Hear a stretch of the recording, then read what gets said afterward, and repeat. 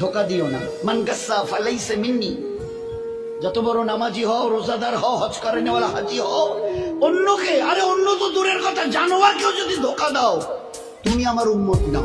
মান গাসসা, গাসসা মানে ধোকা, ফালাইসা মিন্নি তুমি আমার উম্মত নাও। অন্যকে হতে পারো, আমার উম্মত হবে, মুসলমান হবে, আর অন্যকে ধোকা দেবে। এক লোক হজের সফরে যাচ্ছে, তিনিও বড় আল্লাহওয়ালা। যেতে যেতে শুনলেন এই গ্রামে নাকি একজন বড় আল্লাহওয়ালা আছে। আচ্ছা, তো তার শিষ্য সাগরিকরা বললো, হযরত এখানে শুনছি একজন বড় আল্লাহওয়ালা আছে, তো অন্তত তার একটু দেখা করে দোয়া নিয়ে যাই। হ্যাঁ ভালো বলে, চলো যাই।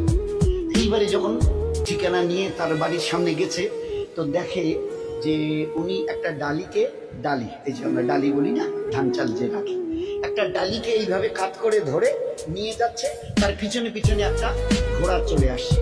ঘোড়াটা মনে করছে আমার মালিকের এই হাতে যে ডালিটা, ওতে আমার ঘাস আছে। আসলে ডালিটা খালি, উনি একটু উঁচু করে ধরে, কাত করে উঁচু করে একটু তুলে যাতে ও দেখতে না পারে, এইভাবে ধরে চলে আসছে। আর ও ঘোড়াটা মনে করছে যে আমার মালিক আমাকে খাবার দেবে বলে ডালিতে আমার ঘাস নিয়ে চলে যাচ্ছে, তাই মালিকের সাথে।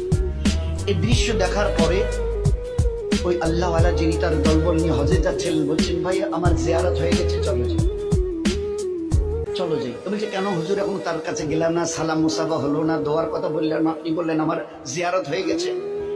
এবারে তিনি উত্তর দিয়েছেন, যে মানুষ চোখের সামনে একটা জানোয়ারকে দেখে ধোকা দিতে পারে, সে মানুষ লক্ষ কোটি দূরে যে আল্লাহ আর সাদিমের মালিক, তাকে তো জীবনে কোনোদিন দেখেনি। তার পক্ষে তাকে ধোকা দেওয়া কোনো কঠিন নয়, বড় সহজ।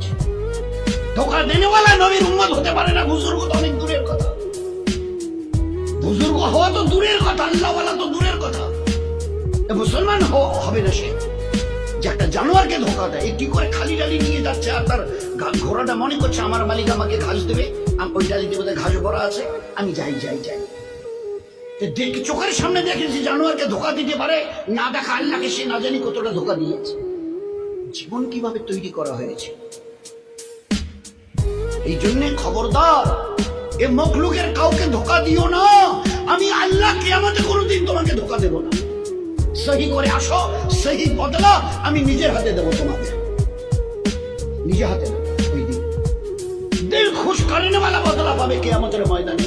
আর দুনিয়াতে রহমতওয়ালা, বরকতওয়ালা, ইজ্জতওয়ালা, হেফাজতওয়ালা জীবন, এটা আমার ওয়াদা।